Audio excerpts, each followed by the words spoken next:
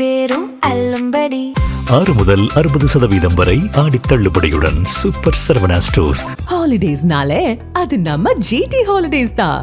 GT holidays, South India's #1 travel brand. You know you are special when you're with GT Holidays.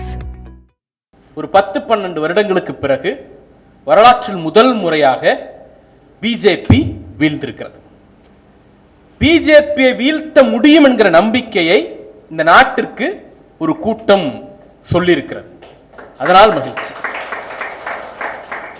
2010 14 account பண்ணக்கூடாது. 2010 ஆரம்பிச்சீங்க அப்படின்னா தொடர்ச்சியா பிஜேபிக்கு ஏறுமுகம் மட்டும்தான். எந்த கோரிக்கைக்கும் செவிம் எடுக்கிறது கிடையாது, எந்த போராட்டத்தையும் கண்டுகொள்வது கிடையாது. எவ்வளவு பேர் எத்தனை ஆண்டுகள் அந்த டெல்லி பார்டர்ல உட்கார்ந்தாலும் உட்கார்ந்து செத்து போன்னு ஓரமா போவாங்களே தவிர அதை அட்ரஸ் பண்ணணுங்கிற பழக்கமே பாஜகவுக்கு ஒரு நாளும் இருந்தது கிடையாது. அவர்கள் 2 முறை மண்ணை கவ்வியிருக்கிறார்கள். முதல்ல வேளாண் சட்டத்தில் ஒரு இப்பு கமா ஃபுல் ஸ்டாப் கூட மாத்த மாட்டோம்னு இங்க ஒரு அறிவுஜீவி சொன்னுச்சு. இல்ல நாங்க மாத்த வைப்போம்னு விவசாயிகள் போராடி வேளாண் சட்டத்தை திரும்பி பெற வைத்தார்கள். அது ஒண்ணு. தமிழ்நாடு டிஜிட்டல் ஊடகவியலாளர் சங்கத்தின் சார்பில் நடைபெற்றுக் கொண்டிருக்கக்கூடிய இந்த சிறப்பு கருத்தரங்கத்திற்கு வருகை தந்து உரையாற்றி சென்றிருக்கக்கூடிய சிபிஐ இயக்கத்தினுடைய மாநில செயலாளர் தோழர் மூவி அவர்களுக்கும், வந்திருக்கக்கூடிய அண்ணன் நக்கீரன் பத்திரிகையினுடைய ஆசிரியர் அண்ணன் நக்கீரன் கோபால் அவர்களுக்கும், தன்னாட்சி ஊடகத்தினுடைய ஆசிரியர் தோழர் அக்கா சுகிதா அவர்களுக்கும், நிகழ்வை ஒருங்கிணைத்துக் கொண்டிருக்கக்கூடிய தோழர் இந்திரகுமார் அவர்களுக்கும், தோழர் தவம் அவர்களுக்கும், இங்கே வந்திருக்கக்கூடிய எங்கள் இயக்கத்தினுடைய மாவட்ட இளைஞரணி அமைப்பாளர் அண்ணன் பிரகாஷ் அவர்களுக்கும், மாவட்ட இளைஞரணியினுடைய துணை அமைப்பாளர்கள் அண்ணன் பாலா, மோகன், எங்களுடைய வட்டச் செயலாளர் அண்ணன் விஷ்ணு உள்ளிட்ட அத்தனை தோழர்களுக்கும் வணக்கம். இன்னைக்கு ஒரு மகிழ்ச்சியான சூழல்ல தான் இந்த இடத்துல நிற்கிறோம். என்ன மகிழ்ச்சியான சூழல்?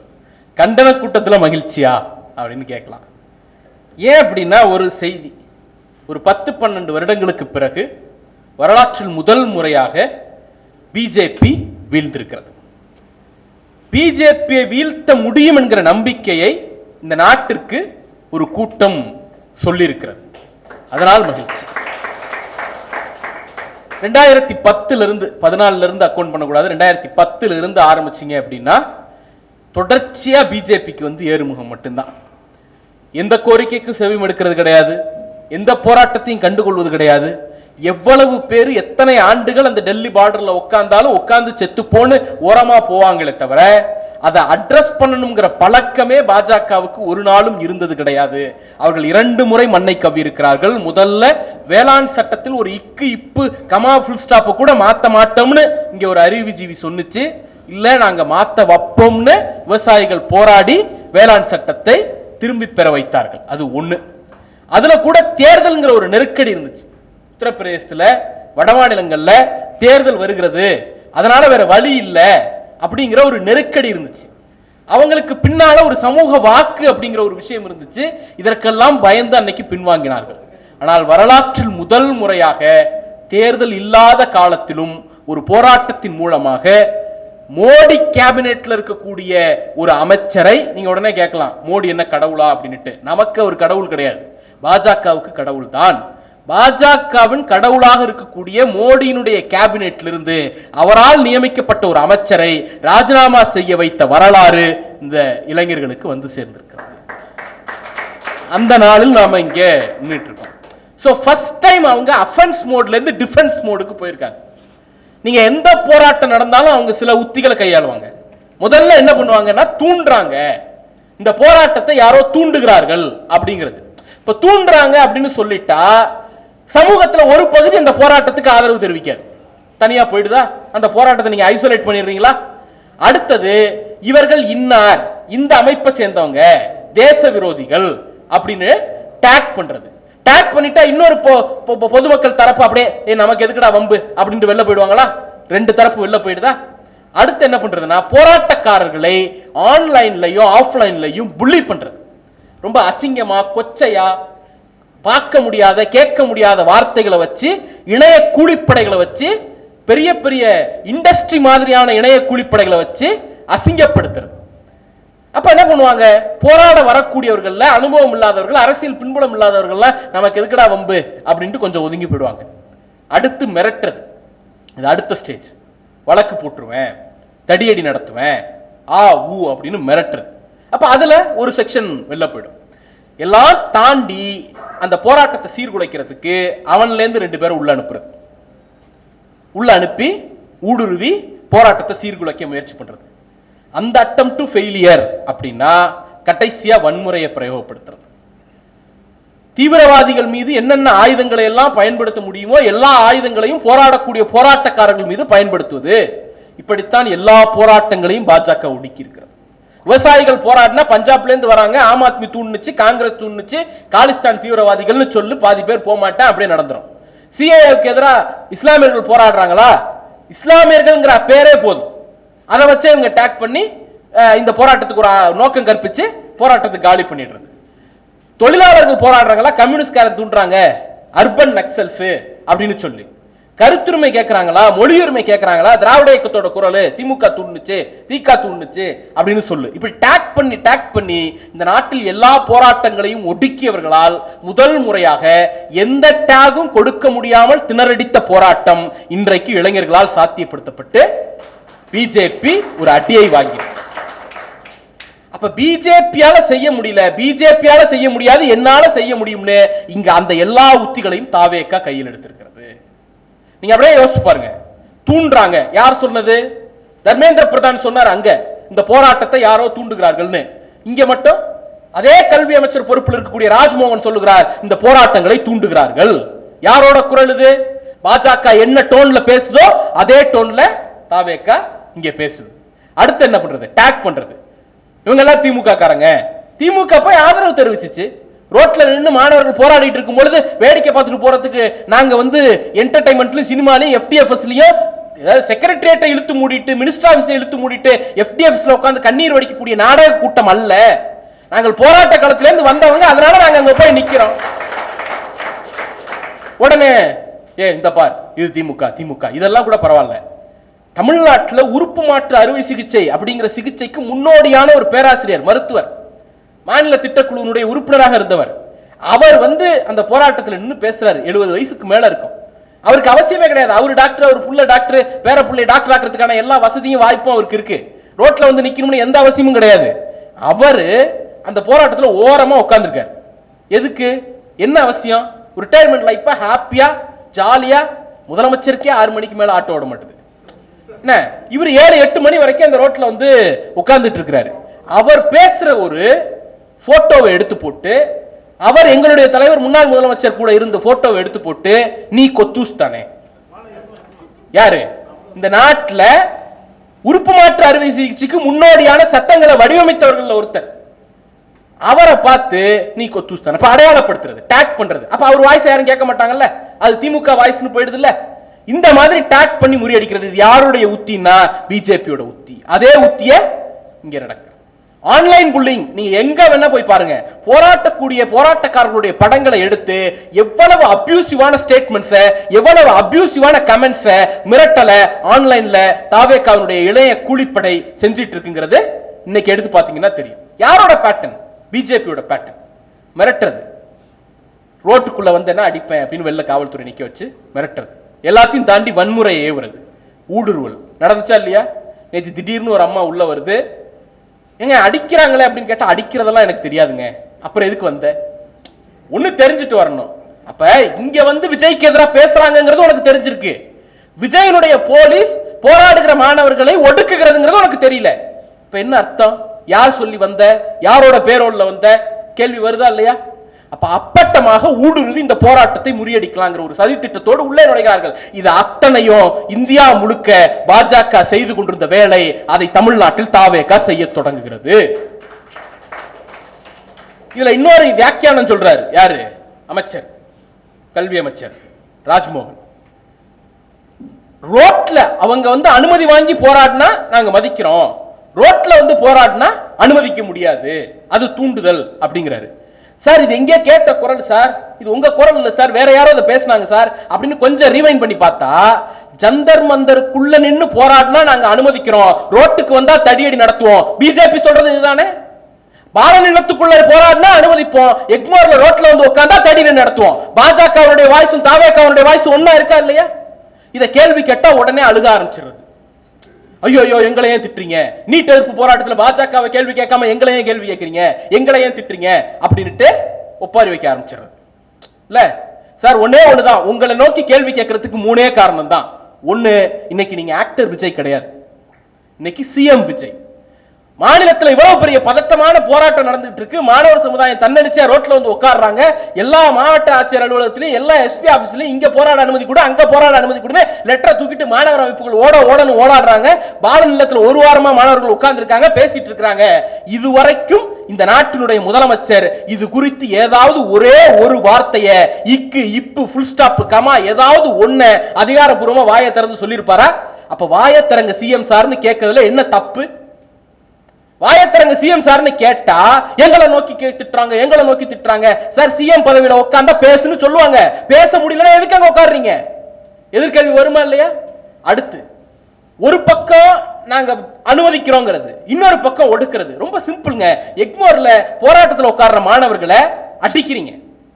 ஒரு இடத்துல போராட்டத்தில் உட்கார்ற மாணவர்களை கைது செய்வதற்கு டாக் இல்லாத, பெயர் இல்லாத காவல்துறை பயன்படுத்தப்படுது. வந்தது காவல்துறை தானே? கேள்வி வரும்ல. நேம் டேக்கோட வரதுல என்ன பயம் உங்களுக்கு? அப்ப என்ன ஒடுக்குமுறை அவங்க மேல? உங்களுடைய இன்டென்ஷன் நல்ல இன்டென்ஷனா இருந்தா, நோக்கம் நல்ல நோக்கமா இருந்தா நேம் டேக்கோட வந்து அரெஸ்ட் பண்ண வேண்டியதானே? நீங்க சட்டபூர்வமான வழியை கையாளுறீங்கன்னா நேம் டேக்கோட வர வேண்டியதானே? நேம் டேக் இல்லாம வந்து அரெஸ்ட் பண்றீங்கன்னா இதுக்கு எம் மேல கேஸ் போட்டாலும் போடுவாங்க. சிபிஐனுடைய தலைவர் இதே அறிக்கை கொடுத்துருக்காரு, சேர்த்து வேணா போடு. நேம் டேக் இல்லாம வந்து காவல்துறை கைது பண்றீங்க. மதுரையில கூடாரம் போட்டா கூடாரத்தை பிரிச்செறிறீங்க. உளுந்தூர்பேட்டையில உட்கார்ற மாணவர்களை இரவோட இரவா கைது பண்றீங்க. சிபிஎம் சிபிஐ தோழர்கள் போராடினாங்கன்னு சொல்லி தூக்கி கொண்டு போய் உள்ள வைக்கிறீங்க. நைட் 10 மணி வரைக்கும் பிரிவென்டிவ் அரஸ்ட்ல இருந்து வெளில விடல, தடுப்பு காவல்ல இருந்து வெளில விடல. சிபிஐஎம் மாநில செயலாளர் தோழர் சண்முகம் அவர்கள் ரோட்ல உட்கார்ந்து போராடுறார். அவரால் தான் இந்த ஆட்சி அமைஞ்சது. அவர் ரோட்ல உட்கார்ந்து போராடிட்டு இருக்காரு இல்லையா? இதெல்லாம் கூட பரவாயில்ல. திருவொற்றியூர்ல காலேஜுக்குள்ள பூந்து அரெஸ்ட் பண்றீங்க, காலேஜ் வாசல்ல நின்று அரெஸ்ட் பண்றீங்க, ரோட்ல போற மாணவர்களை அடிச்சு விரட்டுறீங்க, ஒரு பிரைவேட் காலேஜ் வாசல்ல நின்று ஐடி கார்டை செக் பண்ணி உள்ள அனுப்புறீங்க. உங்களுக்கு எதுக்கு இந்த செக்யூரிட்டி வேலை? அதுக்கு அவங்க பிரைவேட் செக்யூரிட்டி போட்டிருக்காங்கல்ல, அந்த காலேஜுக்கு வாட்ச்மேன் இருக்காருல்ல, அந்த வேலை எதுக்கு நீங்க எடுத்துக்கிறீங்க? அந்த காலேஜ் உங்களுக்கு ஸ்பெஷல் சம்பளம் கொடுக்குதா? எதுக்கு? என்ன நோக்கம்? ஒரு பிரைவேட் ஏஜென்சி செய்ய வேண்டிய வேலையை, ஒரு பிரைவேட் செக்யூரிட்டி செய்ய வேண்டிய வேலையை காவல்துறை ஐடி கார்டை செக் பண்ணி தான் காலேஜுக்குள்ள அனுப்பும் அப்படிங்கறத எந்த காலத்துல நம்ம கேள்விப்பட்டிருக்கோம்? மதுரையில மாணவர் தலைவர்கள் அமைதியா அவங்க பாட்டி கிளாஸ்ல உட்கார்ந்துருக்காங்க. வகுப்பு கவனிச்சிட்டு இருந்த ஸ்டூடெண்ட்ஸை வந்து யூனிஃபார்ம்ல போய் நீங்க கூப்பிட்டு வந்து தடுப்பு காவல்ல வைக்கிறீங்க, பிரிவென்டிவ் அரெஸ்ட் அப்படின்ட்டு. தமிழ்நாட்டோட வரலாற்றுல இதெல்லாம் கேள்விப்பட்டிருக்குமா? அப்ப இவ்வளவு ஒடுக்குமுறையும் பண்ணிட்டு ஐயோ எதுக்கு எங்களை திட்டுறீங்க, ஐயோ எதுக்கு எங்களை திட்டுறீங்க, இவ்வளவு ஒடுக்குமுறை பண்ண திட்டதான் செய்வாங்க. இவ்வளவு அடக்குமுறையை மாணவர்கள் மீது ஏவுனா வரக்கூடிய விமர்சனங்கள் வரத்தான் செய்யும். அந்த விமர்சனங்களை ஏற்றுக்கொள்வதற்கும் தாங்கிக் கொள்வதற்கும் வக்கு இல்ல, வகை இல்லைன்னா ஒடுக்குமுறையை செய்யக்கூடாது. அமைதியா போயிடணும், அனுமதிச்சிடணும். நான் எல்லா இதுவும் பண்ணுவேன், ஆனா என்ன எதுவும் பண்ணக்கூடாது, நான் ஒரு அமுல் பேபி, ஐயோ செல்லத்தை திட்டாதீங்க அப்படிங்கிற மாதிரியே என்ன டீல் பண்ணணும். கண்ணா அந்த கதையெல்லாம் இனிமே நடக்காது. என்ன ரியாக்ஷன் உங்ககிட்ட இருந்து வருதோ அதுக்கு எதிரான ரியாக்ஷன் மாணவர்கள்ட்ட இருந்து வரும், அதுக்கு எதிரான ரியாக்ஷன் சமூகத்திட்ட இருந்து வரும். அதை ஃபேஸ் பண்ண நீங்க தயாராக இருக்கணுங்கிறது தான் அடிப்படையான செய்தி. இதுல என்ன முக்கியமான ஒரு விஷயம்னா, பாலநிலம் போராட்டத்துக்கு நாங்க அனுமதி கொடுத்துட்டோம், நாங்க தான் அனுமதி கொடுத்துட்டோமே, நாங்க தான் அனுமதிச்சிட்டோமே, நாங்க தான் போராட்டத்தை லெட் இட் கோன்னு விட்டுட்டோமே அப்படின்னு இணைய கூலிப்படை வச்சு சொல்றது. நீ யார அனுமதி கொடுக்கிறது? பாலநிலத்துல பாலநிலம் ஒரு கட்சியினுடைய தனிப்பட்ட ஆபீஸ், ஒரு பிரைவேட் ஆபீஸ் சொல்ல போனா அது கட்சியினுடைய பிரைவேட் ஏரியா, அந்த கட்சிக்கான பொது இடம். அந்த கட்சி தான் அனுமதிக்கிறதா இல்லையாங்கிறத முடிவெடுக்கணும். அங்க மாணவர்கள் உட்காரணுமா வேணாமான்னு முடிவெடுக்கக்கூடிய இடத்துல இருக்கிறவர் தோழர் மூவியும் அவருடைய மாநில குழுவும் பாலநிலத்தினுடைய நிர்வாகியும். நீங்க எங்க இருந்து வந்துறீங்க? நம்ம கேட்போமா இல்லையா, டக்ளஸ் இப்படிதான் ஊருக்குள்ள சொல்லிட்டு திரியாடான்ட்டு. அப்ப என்ன அர்த்தம்? நீ பாலநிலத்துல என்ன வேணா பேசிக்க கத்திக்க, ரோட்டுக்கு வராத. ஜந்தர் மந்தர்ல என்ன வேணா பண்ணிக்க கத்திக்க, ரோட்டுக்கு வராத. பிஜேபி என்ன வாய்ஸ் எடுக்குதோ, என்ன டோன் எடுக்குதோ, என்ன நோக்கத்தை செயல்படுத்துதோ அதே டோனை அதே வாய்ஸ்ல அதே நோக்கத்தோடு செயல்படுத்துகிறார் விஜயும் தாவேகாவும். இப்ப நாம கண்டிக்க வேண்டிய இடத்துல இருக்கோம்.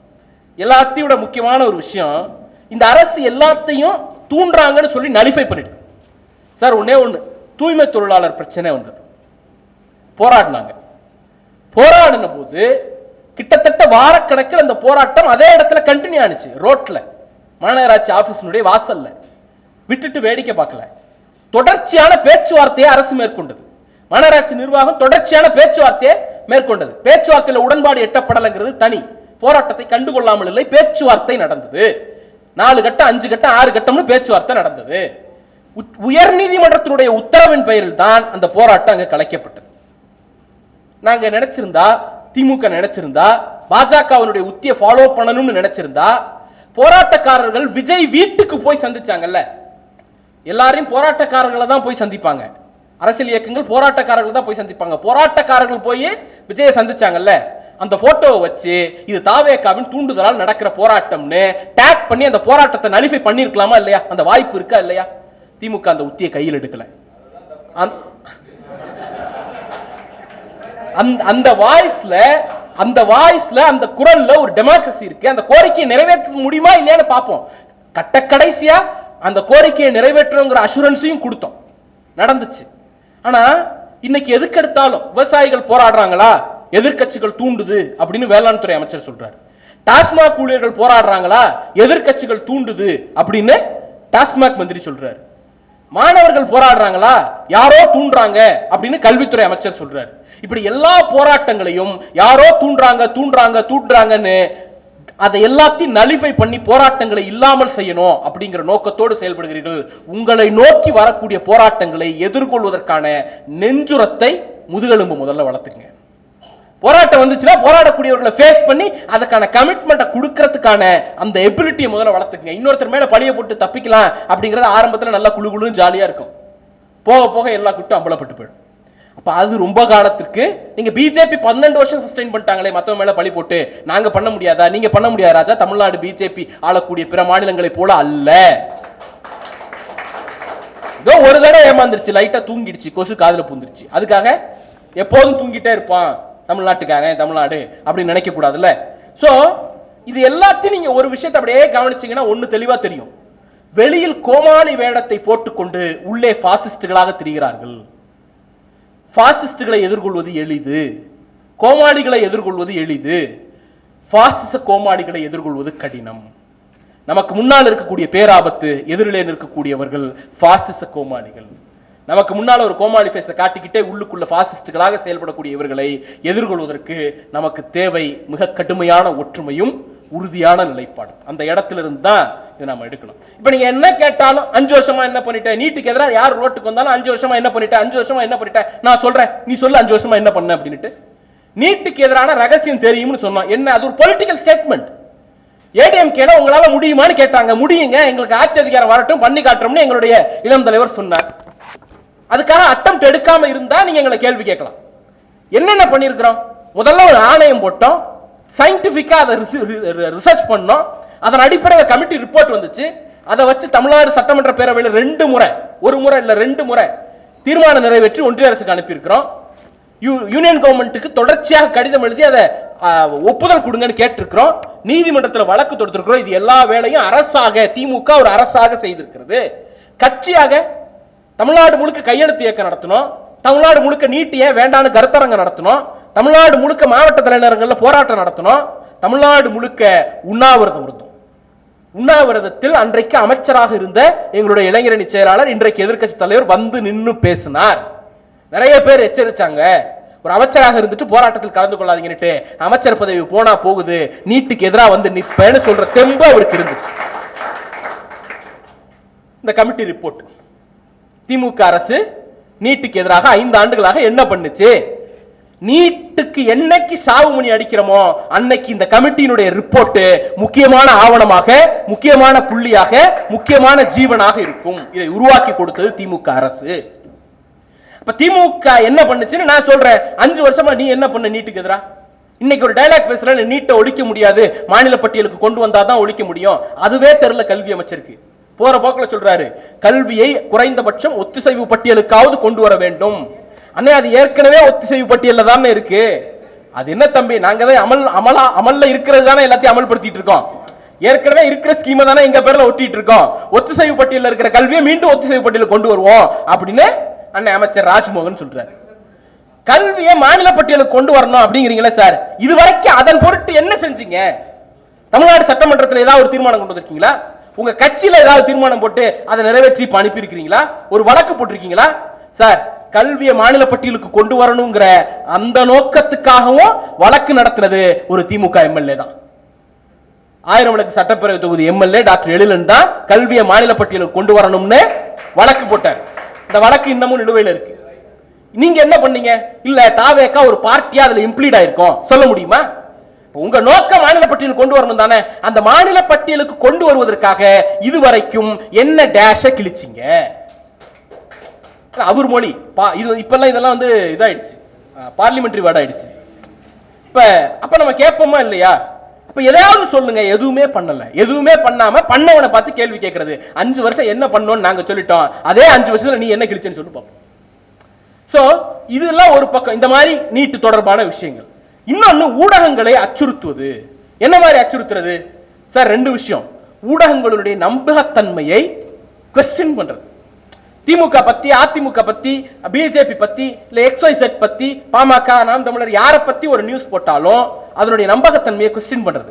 ஒரு பக்கம் ஊடகங்கள்லாம் விலை போயிடுச்சு அப்படின்னு ஒரு நரேட்டிவ் செட் பண்ணிக்கிட்டு, இன்னொரு பக்கம் ஊடக அதிபர்கள் எல்லாம் கூப்பிட்டு ஒவ்வொரு நாளும் ஒவ்வொருத்தரையா மீட் பண்றது. நடக்குதா இல்லையா சார்? ரொம்ப சிம்பிளுங்க. எந்த ஊடகத்துல தாவேக்காவுக்கு எதிராக ஒரு செய்தி வந்தாலும் கீழே வந்து திமுக 200 ரூபா ஒத்தூஸ் அடிமை XYZ இதெல்லாம் போடுறல்ல. 2 நியூஸ் சொல்றேன். ஒரு பத்திரிகை எழுதுறாங்க, காட்சி ஊடகம், digital wing, main stream media ஒண்ணு எழுதுது. திமுக ஆட்சியில் போக்குவரத்து நெரிசல், மக்கள் அவதின்னு எழுதின அதே காடை இன்னைக்கு அணிவகுத்து நிற்கும் வாகனங்கள், பரேட், மிலிட்டரி பரேட் நடக்குது, அணிவகுத்து நிற்கும் வாகனங்கள் அப்படின்னு எழுதுறான். அதுக்கு கீழே வந்துட்டு இது திமுக கொத்தடிமை ஊடகம்னு இவன் எழுதுறான். சார், சட்டமன்றத்தில் ஸ்பெஷல் பவர்ஸ் நிறைய இருக்கு. ஒரு சட்டப்பேரவை உறுப்பினருடைய செயலை நாம கோமாளித்தனமா சித்தரிச்சோம் அப்படின்னா நம்ம மேல உரிமை மீறல் நடவடிக்கை எடுக்கலாம். சபைக்கு உங்களுக்கு எனக்கு சம்பந்தம் இல்லாம இருக்கலாம். சபையில கூப்பிட்டு வச்சு நமக்கு சிறை தண்டனை கொடுக்கக்கூடிய அளவிற்கு அவைத்தலைவருக்கு பவர் இருக்கு. அந்த அனுபவம் முரசொலியுடைய ஆசிரியர் ஐயா முரசொலி செல்வத்தை வந்து சிறை கூண்டுல ஏத்தின வரலாறுலாம் உண்டு. ஆனா ஒரு பத்திரிகை எழுதுது, 2 முன்னாள் அமைச்சர்கள் விஜய் பேசுகிறதுக்கு முன்னால பாயிண்ட் ஆஃப் ஆர்டர் கேட்டு எழுதிருக்கிறாங்க. அந்த போட்டோவை எடுத்து போட்டு அந்த 2 பேர் பேரை குறிப்பிட்டு திமுக எம்எல்ஏக்கள் கதறல் அப்படின்னு எழுது. அந்த பத்திரிகையை என்ன சொல்றான்? கொத்தடிமை ஊடகம் சொல்றான். அப்ப ஒரு பக்கம் அந்த ஊடகங்களை டாக் பண்ணி அதுல வரக்கூடிய ஆன்டி டிவிகே நியூஸஸ் எடுபடாம போயிடும். அப்ப மக்கள் என்ன நினைப்பாங்க? அது திமுக ஃபேவரான ஊடகம், அது டிவிகேக்கு எதிராக தான் பேசும் அப்படிங்கிற ஒரு நரேட்டிவ் செட் பண்ணின்றது. இன்னொரு பக்கம் தனக்கு வேண்டப்பட்ட எல்லாத்தையும் அதுக்குள்ள அது வழியாவே செஞ்சுக்கிறது. இது பாஜகவே செய்ய முடியாத இடம். பாஜகவை விட கிரிமினல்களாக இவர்கள் இருக்கிறார்கள். சார், ஒன்னே ஒண்ணு என்னைக்காவது யோசிச்சு பாருங்க. திமுக கூட்டம் நடத்துது, அதிமுக கூட்டம் நடத்துது, நாம் தமிழர் கூட்டம் நடத்துது, எல்லாரும் நடத்துறோம். அதை நியூஸ் கவர் பண்றீங்க. எந்த ஊடகமாவது நாங்க வந்து ஓடி வருகிறான் உதயசூரியன் பாட்டு போட்டு கூட்டம் நடத்துறோம், அந்த பாட்டோடயா நீங்க நியூஸை பப்ளிஷ் பண்றீங்க, வீடியோ பப்ளிஷ் பண்றீங்க? பூமி உள்ளவரை எங்க அம்மா புகழே நிலைத்திருக்கும் அப்படின்ட்டு அதிமுக பாட்டு போடுறான், அந்த பாட்டோடயா நியூஸை பப்ளிஷ் பண்றீங்க, செய்தி எடுக்கிறீங்க? தாவேக்காவுக்கு மட்டும் ஏன் சார் அந்த கட்சியினுடைய பீஜியத்தோட அந்த கட்சியினுடைய பாடலோட நியூஸ் பப்ளிஷ் பண்றீங்க? அது என்ன ஆடா? ஆடுனா குறிப்பிட வேண்டியதானே. ஆனா அந்த ஊடகத்தை இவங்க என்ன சொல்றாங்க? திமுகவுக்கு அடிமை சேவகம் செய்யுது அப்படின்னு சொல்லிட்டு ஆன்டி டிவிகே நியூஸ் எடுபடாது, டிவிகேக்கு ஃபேவரான நியூஸை மட்டும் எடுபட வைக்கிறது. இந்த மாதிரியான ஒரு உத்தியை இவர்கள் தொடர்ச்சியாக செய்கிறார்கள். இன்னொரு முக்கியமான விஷயம், இவங்க தகவல் மூலமாக ஆட்சி நடத்துகிறார்கள். எதுவுமே கன்ஃபர்ம்டு நியூஸ் கிடையாது, அபிஷியல் நியூஸ் கிடையாது, எல்லாம் தகவல். முதலமைச்சர் ஆகஸ்ட் மாசம் கர்நாடகாவுக்கு போய் DK சிவகுமாரை சந்திக்கிறாரா? தகவல் தான், செய்தி கிடையாது, அறிக்கை கிடையாது. 2 அமைச்சர்கள் ஃபாரின் போறாங்களா? தகவல் தான், அறிக்கை கிடையாது, செய்தி கிடையாது. எல்லாம் வேண்டாம். அது என்னன்னா அவன் படிச்சு முடிச்சு விட்டான், எனக்கான நீ தகவல் கொடுக்காம போற அப்படின்னுட்டு 2 பேருக்கு நோட்டீஸ் அனுப்பியிருக்காங்க. தகவல், எனக்கும் தகவல். அது இப்ப சார் ஒண்ணும் நீங்க யோசிச்சு பாருங்க.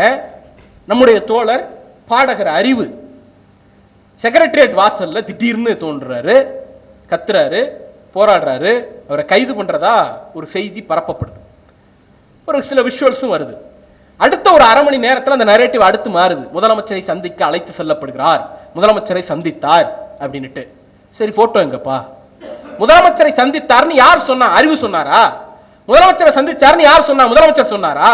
தமிழ்நாடு அரசினுடைய டிஐபிஆர் சொன்னுச்சா? இல்ல உங்க பத்திரிகை நேரடியா உள்ள போய் போட்டோ எடுத்துச்சா? எதுவும் இல்ல. எங்களுக்கு தகவல் வந்தது. அது எப்படி சார் எல்லா பத்திரிகைக்கும் ஒரே செய்தி, ஒரே வகையில், ஒரே வார்த்தையில் அச்சு பெறாமல் ஒரே தகவலாக வரும்? அறிவு சொல்லிட்டார், நான் முதலமைச்சரை பார்க்கவே இல்லை அப்படின்னுட்டு. நம்ம கேட்கிறோம், முதல் போட்ட அமைச்சரை பார்த்துட்டு வந்திருக்கிறார், அதனால இவங்க எல்லாம் முதலமைச்சரை பார்த்துட்டதா செய்தி வருது அப்படின்ட்டு. அப்ப இந்த சோர்ஸ் பேஸ்டு மீடியா ட்ரையல் நடத்துறது இருக்குல்ல, இது ரொம்ப ரொம்ப ஆபத்தான போக்கு. ஒரு அரசுக்கு அக்கௌண்டபிலிட்டி இருக்கணும். கட்சிக்கு தாவேக்கங்கிற கட்சிக்கு இருக்கு இல்ல, அதை பத்தி எங்களுக்கு கவலையே கிடையாது. ஆனால் அரசுன்னு வந்த பிறகு அது ஒரு பொறுப்பேற்கக்கூடிய தன்மையில் இருக்க வேண்டும். எல்லாத்தையும் சோர்ஸ் மூலமா சாதிச்சிடலாம் நினைச்சீங்கன்னா அது பேராபத்தை விளைவிக்கும். நீங்க அதை அப்படியே வந்துட்டே இருங்க. இதெல்லாம் ஊடகங்களை ஒரு பக்கம் நிறுத்துறது, தனி மனிதர்களை அச்சுறுத்துறது. நீ எவ்வளவு பெரிய ஆளா இருந்தாலும் சரி, தொடர்ச்சியா ஜெயிக்கக்கூடிய எம்எல்ஏவா இருந்தாலும் சரி, நீ மேடையில் ஒரு விஷயம் எனக்கு டிஸ்கம்ஃபர்ட் பண்ணக்கூடிய ஒரு விஷயத்தை பேசிட்டேன்னா தூக்கி உள்ள வைப்பேன் அப்படின்னுட்டு அனிதா ராதாகிருஷ்ணன் அவர்களை போய் கைது பண்றாங்க. அதே பகுதியில் அதற்கு முதல் நாள் திருநெல்வேலி மாவட்டத்தில் 5 வயசு பச்சை குழந்தை நடு ரோட்டில் துள்ள துடிக்க வெட்டி கொல்லப்படுது. அந்த குற்றவாளிகளை கைது செய்வதற்கு 2 நாள் 3 நாள் எடுக்கக்கூடிய காவல்துறை மேடையில் பேசுறார் ஒரே காரணத்திற்காக அனிதா ராதாகிருஷ்ணனை இன்ஸ்பெக்ஷன் பண்ணும் பொழுது கைது பண்றீங்க. இதே டயலாக் தானே நயினார் நாகேந்திரன் பேசினாரு. போக வேண்டியதானே? நயினார் நாகேந்திரன் வீட்டுக்கு போய் நயினார் நாகேந்திரன் அரெஸ்ட் பண்ண வேண்டியதானே? பண்ண மாட்டீங்க. ஏன்னா அங்க வருமான வரி ஏய்ப்பு வழக்கு ஒண்ணு பெண்டிங்ல இருக்கு. பண்ண மாட்டீங்க. ஏன்னா அங்க சிபிஐ வழக்கு ஒண்ணு பெண்டிங்ல இருக்கு. தெம்பு இருந்தா, துணிவு இருந்தா, நெஞ்செலும்பு இருந்துச்சுன்னா போய் நயினார் வீட்டு வாசல் நிக்க வேண்டியதானே? செய்ய மாட்டீங்க. எம்எல்ஏ மார்கண்டேயன் அவர்கள் கைது செய்யப்படுறார். அவர் பேசினதை நீங்க ஒரு வன்முறையை தூண்டியது, முதலமைச்சர் மீது கொலைவரி தொடர்பாக ஒரு மிரட்டல் விடுத்தது அப்படின்லாம் ஃப்ரேம் பண்றீங்க. சரி, சட்டப்படி நீங்க நடவடிக்கை எடுக்கிறீங்க, ஒத்துக்கிறோம். எனக்கு என்ன கேள்வி வருது அப்படின்னா, ஆர்பி உதயகுமார் நினைக்கிறேன், அதிமுக முன்னாள் அமைச்சர், எங்க கிட்ட இருந்து வந்தவங்க எல்லாம் கொஞ்சம் டேஞ்சரான ஆளு, பார்த்து பத்திரமா இருந்துச்சுங்க, உங்களுக்கு ஏதாவது ஆச்சுன்னா நாங்க பொறுப்பு இல்ல சார். இது மிரட்டலா இல்லையா? ஏன் நடவடிக்கை எடுக்கல? என்ன காரணம்? அப்ப டார்கெட்டட் அரெஸ்ட் சார். மிரட்டல் விடுத்ததுக்கே கைது அப்படின்னா, நெல்லை மேயர் வீட்டுக்குள்ள பூந்து ஒருத்தன் நேரடியா மிரட்டல் விடுக்கிறான், கொன்றேன்னு மிரட்டல் விடுக்கிறான், கைது பண்ண வக்கில்ல. சீர்காழியில ஒரு முதியவரை கார்ல கடத்திட்டு போய் அபியூஸ் பண்றான், கைது பண்ண வக்கில்ல. திருவொற்றியூர் தான் நினைக்கிறேன், மாணவர்கள் பசங்க உட்கார்ந்து ஹோட்டல்ல சாப்பிட்டுட்டு இருக்காங்க. சாப்பிட்டுட்டு இருக்கிற பசங்கள்ல தாவேக்கா நிர்வாகி உள்ள புந்து அடிக்கிறான், கைது பண்ண வக்கில்ல. ஒரு பாலியல் குற்றச்சாட்டுக்கு ஆளான தாவேக்காவுடைய நிர்வாகி கைது செய்யப்படுகிறார். அடுத்து என்ன பண்றாரு? கட்சியை விட்டு நீக்கப்படுறார். 15 நாள் கழிச்சு ஒரு எம்எல்ஏ பக்கத்துல அவர் கட்சி நிகழ்ச்சியில, அரசு நிகழ்ச்சியில நின்றுட்டு இருக்கிறாரு. வேம்புலின்னு பேரு, ஆலந்தூர்கார் நினைக்கிறேன். அப்ப இந்த டார்கெட்டடான அட்டாக் இருக்குல்ல, இது எதை நோக்கி செல்கிறது? அந்த கேள்வியை நாம கேட்க வேண்டியிருக்கு. ஜென்சி டிஎம்கே பசங்க பேசின அரெஸ்ட், நாங்க 100க்கும் மேற்பட்ட கம்ப்ளைண்ட் கொடுத்திருக்கோம். தமிழ்நாடு முழுக்க நேரடியாக கொலை மிரட்டல் விடுத்த, பெண்களை ஆபாசமாக பேசிய, கொச்சையாக பேசிய, அட்டாக் பண்ண, நேரடியா பிசிக்கல் அட்டாக் பண்ண அப்படின்னு திமுக சார்பில் 100க்கும் மேற்பட்ட புகார்கள் இன்னைக்கு வரைக்கும் எஃப்ஐஆர் போடாம நிலுவையில் இருக்கு. ஒரே ஒரு கேஸ் போட்டு தான் எஃப்ஐஆர் போட்டிருக்காங்க. சைதாப்பேட்டில் திமுக ஜென்சி பையனை உள்ள பூந்து அடிச்சாங்கிற பேர்ல ஒரே ஒருத்த மேல மட்டும் தான் எஃப்ஐஆர் போட்டிருக்காங்க. மற்ற 90க்கு 99க்கும் மேற்பட்ட வழக்குகள்ல எஃப்ஐஆர் இல்ல. இப்ப இந்த டார்கெட்டட் அட்டாக்கை நாங்க क्वेश्चन பண்றோம் சார். இன்னைக்கு உங்களுக்கு ரொம்ப வசதியா இருக்கும், திமுகக்காக பேசுறான் அரெஸ்ட் பண்றாங்க, திமுக எம்எல்ஏ அரெஸ்ட் பண்றாங்க, திமுக முன்னாள் அமைச்சர் அரெஸ்ட் பண்றாங்க, திமுக தலைவர்கள் அரெஸ்ட் பண்றாங்க. எங்களுக்கு என்ன வந்துச்சு அப்படின்னு இன்னைக்கு எல்லாம் சொபிஸ்டிகேட்டடா சொகுசா உட்கார்ந்து இருக்கிற அவ்வளவு பேருக்கும் நாளைக்கு உங்க வீட்டுல கரண்ட் பில் ஏறிடுச்சுன்னு நீங்க சோசியல் மீடியால வீடியோ போடும் பொழுது இதே போலீஸ் உங்க வீட்டு வாசல் வந்து நிக்கும். நாளைக்கு என் தெருவில் பள்ளம் போட்டு வச்சுட்டான், 1 வாரம் ஆச்சு, என் வீட்டுக்கு வாசல்ல வந்து லஞ்சம் கேட்கறான் அப்படின்னு மக்கள் யாராவது கொந்தளிச்சு வீடியோ போடும் பொழுது இதே போலீஸ் அந்த வீட்டு வாசல்ல போய் நிக்கும். அப்ப இன்னைக்கு ஏதோ ஒரு கட்சியை நோக்கி தானே இதெல்லாம் பாயுது, நமக்கு என்ன கவலைன்னு நாம ஒதுங்கி நின்னோம் அப்படின்னா, நாளை நம்ம வீட்டு வாசல்ல இது வந்து நிக்கும் பொழுதுதான் இதனுடைய ஆபத்து புரியும். அப்படி ஒதுங்கி நிக்காம எல்லாத்துக்கும் நாம குரல் கொடுக்க வேண்டிய அவசியம் இருக்கிறது. எல்லாம் ஒரு முக்கியமான விஷயம். இன்னைக்கு இது 2வது விஷயமா இதுல நம்ம பேசுறது ஒரு 5 நிமிடங்களுக்குள்ள என்ன பேசுறோம்? திருப்பரங்குன்றம் ஆவணப்படம், அதனுடைய டீடைல்ஸ் எல்லாம் எல்லாரும் பேசிட்டாங்க. 2 ஒப்பீட மட்டும் பாருங்க. திராவிட முன்னேற்ற கழக ஆட்சியில் அன்றைக்கு சிட்டிங் மினிஸ்டரா இருந்த ஒருவர் அண்ணன் மனோ தங்கராஜ் அவர்கள் இந்த ஆவணப்படத்திற்கு தலைமையேற்று வெளியிடுகிறார். அண்ணன் நக்கீரன் கோபால் அவர்கள் உள்ளிட்ட மூத்த ஊடகவியலாளர்கள், சமூக செயற்பாட்டாளர்கள், ஜனநாயக சக்திகள் எல்லாம் இந்த ஆவணப்படத்தை வெளியிடுறாங்க. திமுக அரசில் இப்படியான ஆவணப்படம் ஒன்று வெளிவிடுவதற்கு சாத்தியம் இருந்தது. இன்னைக்கு தாவேக ஆட்சியில் வெளியிடப்பட்ட ஆவணப்படத்தை திரையிடுவதற்கு சாத்தியம் இல்லை. ஒரு ரெஜிம் சேஞ்ச் என்ன பண்ணும்? பிப்ரவரி மாசம் இதே நுங்கம்பாக்கத்தில் எந்த ஸ்டுடியோல இந்த படம் வெளியிடப்பட்டதோ அதே ஸ்டுடியோவில் ஜூலை மாசம் ஜூன் மாசம் அந்த படத்தை திரையிடக்கூட முடியாத அளவிற்கு நெருக்கடியை ஏற்படுத்தும். பாஜக உள்ள வந்துரும் சொன்னப்பெல்லாம் கிக்கி பிக்கி பண்ணிட்டு இருந்த அவ்வளவு பேருக்கு இது செய்தி. சார் பாஜக உள்ள வந்துருச்சு சார். திமுக ஆட்சியில இந்து முன்னணிக்கு இந்த கட்ஸ் வரல சார். திமுக ஆட்சியில் இப்படி லெட்டர் எழுதக்கூடிய துணைச்சல் இந்து முன்னணிக்கோ இந்து அமைப்புகளுக்கோ வரல சார். இந்த ஆவணப்படத்தை தடை பண்ணணுங்கிற எண்ணம் இந்த அமைப்புகளுக்கு வரல சார். இன்னைக்கு வந்திருக்கு, லெட்டர் போடுறான், போலீஸ் அவன் நினைக்கிறதுக்கு சாதகமா நடந்துக்குது. அந்த ஆவணப்படத்தை திரையிட முடியாமல் நாம் தோற்று போகிறோம். திமுக ஆட்சியில் ஜனநாயக சக்திகள் வென்றார்கள். இந்து முன்னணி போன்ற மதவாத அமைப்புகளுக்கு துணிச்சல் இல்லாமல் இருந்தது. இன்றைக்கு நாம் தோற்று போகிறோம். மத அமைப்புகள், மத வெறி கொண்ட அமைப்புகள் வெற்றி பெறுகிறார்கள். எல்லாத்துக்கும் காரணம் ஒரே ஒரு ரெஜிம் சேஞ்ச். அப்ப இந்த தேர்தல் முடிவில் யார் அதிகமாக மகிழ்ந்திருக்கிறார்கள்? பாஜகவும் ஆர்எஸ்எஸும் சங் பரிவார் கும்பலும் அதிகமாக மகிழ்ந்திருக்கிறார்கள். அதுதான் செய்தி. புதுக்கோட்டையில திரையிடும் போது என்ன சொல்றீங்க? மேலிடத்து உத்தரவு. எல்லா இடத்திலும் மேலிடத்து உத்தரவு திருப்பி திருப்பி ஒரு விஷயம் வருது.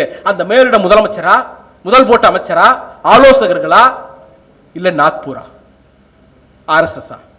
கிருஷ்ணன் வருமா இல்லையா? இந்த கேள்விக்கு பதில் சொல்ல வேண்டிய இடத்தில் நீங்கள் இருக்கிறீர்கள்.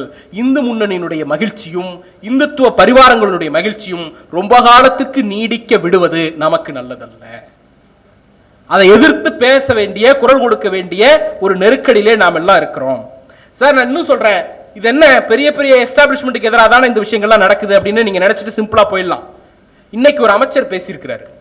யங் மினிஸ்டர்னு பேர் எடுத்தவர், சாதி பார்க்காம போடப்பட்ட வேட்பாளர் பட்டியல்ல இங்க காஞ்சிபுரம் செங்கல்பட்டு மாவட்டத்திலிருந்து ஒரு குறிப்பிட்ட சாதியை சேர்ந்தவர் என்ற ஒரே காரணத்திற்காக ஸ்ரீரங்கத்தில் கொண்டு போய் நிறுத்தி வைக்கப்பட்டு வெற்றி பெற வைக்கப்பட்டு அந்த சாதியில் வெற்றி பெற்ற ரெண்டு பேரும் அமைச்சராகக்கூடிய அந்த பிரிவிலேஜ் கொண்ட ஒரு கம்யூனிட்டியில இருந்து அந்த ஒரு அமைச்சர் இன்னைக்கு பேசியிருக்கிறார். என்ன பேசியிருக்கிறார் தெரியுமா? போராடுகிறதுக்கு பிரச்சனை இல்லை, நாங்க ஆதரவு தெரிவிக்கிறோம். போராட்டத்தை யாராவது தூண்டி மடைமாற்றி முதலமைச்சருக்கு எதிராக, அரசுக்கு எதிராக பேசுவதாக இருந்தால் அரசு எப்படி நடவடிக்கை எடுக்குமோ அப்படி நடவடிக்கை எடுக்கும். எப்படி எடுப்பீங்க? லத்தி சார்ஜ் பண்ணுவீங்களா? அரஸ்ட் பண்ணுவீங்களா? வன்முறை ஏவுவீங்களா? ஆன்லைன் புள்ளி பண்ணுவீங்களா? துப்பாக்கி வச்சு சுடுவீங்களா? இல்ல உங்க ஆட்சியில ஒரு 5 வாரத்துல 4 லாக்அப் டெத், 5 லாக்அப் டெத் நடந்திருக்கு, அந்த மாதிரி நடக்குமா? என்ன மீன் பண்றீங்க சார்? என்ன மீன் பண்றீங்க? போன வாரம் நீதிமன்றத்தில் அடி வாங்கி இருக்கிறவர் அவர். என்ன நடந்துச்சு சார்? இது என்னன்னா, இன்னைக்கு ஒரு வார்த்தை சொல்லியிருக்காரு, இந்த கோயில் லேண்டு 100 கோடி மதிப்புள்ள லேண்டு இந்த மாதிரி ஆயிருக்கு, பழனி கோயில் அந்த மடத்துக்கு சொந்தமான லேண்டு அப்படின்றதுக்கு. அப்படி ஒரு லேண்ட் இருந்ததே எனக்கு தெரியாது. அசிங்கமா இல்ல? அப்படி ஒரு லேண்ட் இருந்ததே தெரியாதுன்னு சொல்வதற்கு உங்களுக்கு வெக்கமா இல்ல? அப்புறம் என்ன சார் நிர்வாகம் பண்றீங்க? உங்களுடைய இக்னோரன்ஸோ உங்களுடைய அறியாமையோ எக்ஸ்கியூஸ் கிடையாது. ஆட்சி நிர்வாகத்தில் உட்கார்ந்துட்டு எனக்கு தெரியாதுன்னு சொல்வதற்கு முதல்ல கூச்சப்படணும், வெக்கப்படணும். அதுவே இல்லாம எனக்கு தெரியாது அப்படின்னு ரொம்ப அப்படி போற போக்கில் சொல்றீங்கல்ல சார். உங்க எல்லாருக்கும் தெரியும், 100 கோடி ரூபாய் மதிப்புள்ள ஒரு லேண்டை 2 கோடி ரூபாய்க்கு ரெஜிஸ்டர் பண்ணி கொடுத்தாச்சு. 60 ஆண்டு காலம் ஆக்கிரமிப்புல இருந்த லேண்டை திமுக மீட்டுச்சு. நீங்க 60 நாள்ல அதை ஒரு பிரைவேட் பார்ட்டிட்ட கொடுத்துட்டீங்க. அந்த லேண்ட் விஷயத்துல ஊழல் நடந்திருக்கிறத அமைச்சர்களே ஒத்துக்கிறாங்க. அவங்க என்ன சொல்றாங்க? அதிகாரிகள் மட்டத்தில் நடந்துருச்சு அப்படிங்கிறாங்க, எங்க மட்டத்தில் நடக்கல அப்படிங்கிறாங்க. அப்போ ஒரு காமன் மேனுக்கு கேள்வி வருமா இல்லையா? அமைச்சர்களுக்கு இதுல பங்கு இருக்கா இல்லையா அப்படிங்கிற கேள்வியை எழுப்புவது ஜனநாயகமா இல்லையா? இத ஒரு சாதாரண ஒரு ஐடில இருக்கக்கூடிய ஒருத்தர் கேள்வி கேட்கிறார் சார், வினோத் சூர்யாங்கிற பேர். அவரை தூக்கி நீங்க நள்ளிரவுல கைது பண்ணி கொண்டு போய் உள்ள வைக்கிறீங்க, ரிமாண்ட் வாங்கிடுறீங்க. அவருக்கு ரிமாண்ட் வாங்கினது கூட பிரச்சனை இல்லை, அவரை கஸ்டடி கேட்கறீங்க. என்ன, எதுக்கு கஸ்டடி? அவர் போட்ட பதிவு அங்க இருக்கு, அவர் போட்டவர் உங்க முன்னால நிக்கிறாரு, உங்க நீதிமன்ற காவல்ல இருக்காரு. இதுக்கு மேல அவருக்கு எதுக்கு போலீஸ் கஸ்டடி? நான் கேட்கல, நீதிமன்றம் கேட்டிருக்கு. இந்த தீர்ப்பு முதன்மை அமர்வு நீதிமன்றத்தில் நீதிபதி வாசிச்ச தீர்ப்பு. அந்த தீர்ப்புல அவர் தெளிவா சொல்றார், இந்திய அரசியல் சாசனம் ஆர்டிகல் 19(1) 19(2) கருத்துரிமை குறித்து பேசுது. எல்லாருக்கும் கருத்துரிமை குறித்த உரிமை இந்த நாட்டில் எல்லோருக்கும் இருக்கு. 19(2) சில ரெஸ்ட்ரிக்ஷன்ஸ் இருக்கு. இறையாண்மைக்கு எதிராக, ஒருமைப்பாட்டுக்கு எதிராக, தேச பாதுகாப்புக்கு எதிராக, அந்நிய நாட்டின் உறவுகளை பாதிப்பதற்கு எதிராக, பொது அமைதிக்கு குந்தகம் விளைவிக்கும் வகையில், நீதிமன்றத்திற்கு அவமதிப்பு ஏற்படுத்துகிற வகையில் பேசினால் மட்டும்தான் நீங்க நடவடிக்கை எடுக்கணும் அப்படின்னு இருக்கு. இந்த வினோத் சூர்யா என்கிறவர் போட்ட இந்த பதிவில் ஆர்டிகல் 19(1) and 19(2) எதிராக எந்த இடத்தில் இருக்கிறது கேட்டது சூர்யா கிருஷ்ணமூர்த்தி இல்ல, திமுக அட்வொகேட் இல்ல, நீதிபதி கேட்டிருக்கிறார். வக்கு இருந்துச்சுன்னா, வகை இருந்துச்சுன்னா நீதிபதி சொல்ல வேண்டியதானே, இந்த இடத்துல இது ப்ரோவோக் பண்ணுது இத அப்படின்னுட்டு. அவர் போட்டது சாதாரண கேள்விங்க. 100 கோடி ரூபாய் லேண்ட் ஊழல் நடந்திருக்கே, அமைச்சருக்கு தொடர்பு இருக்கான்னு கேள்வி கேட்கிறாரு. இந்த கேள்விக்கு என்ன செக்ஷன் தெரியுமா போடுறாங்க? BNS 192 கலவரத்தை தூண்டுதல், BNS 353(1) பொது அமைதிக்கு குந்தகம் விளைவித்தல், BNS 353 2 சமூகங்களுக்கு எதிராக வெறுப்புணர்வை தூண்டி சமூக பதட்டத்தை உருவாக்குதல். சார், இன்ஸ்டாகிராம்ல ஒரு போஸ்ட் போட்டதுக்கு, ஊழல்ல உங்களுக்கு சம்பந்தம் இருக்கா இல்லையான்னு கேள்வி கேட்டதுக்கு, கலவரத்தை தூண்டினாரு, பொது அமைதிக்கு குந்தகம் விளைவிச்சாரு, சமூக அமைதி, சமூக 2 சமூகங்களுக்கு இடையே பகையை தூண்டினார் அப்படின்லாம் செக்ஷன் போட்டு கொண்டு வந்து அவரை முன்னால நிறுத்திருக்கீங்களே அப்படின்னுட்டு நீதிபதி காரி உமிழ்ந்திருக்கிறார். காரி உமிழ்ந்திருக்கிறாரா பிசிக்கலா நடந்துச்சான்னு கேட்க கூடாது.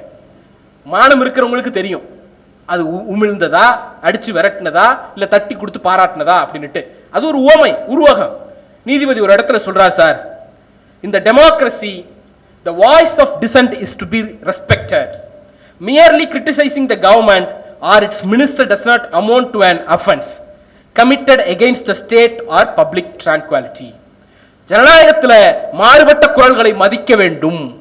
அரசையோ அமைச்சர்களையோ விமர்சிப்பது தேசத்திற்கு எதிரான குற்றமோ பொது அமைதிக்கு எதிரான குற்றமோ அல்ல சொன்னது நீதிபதி.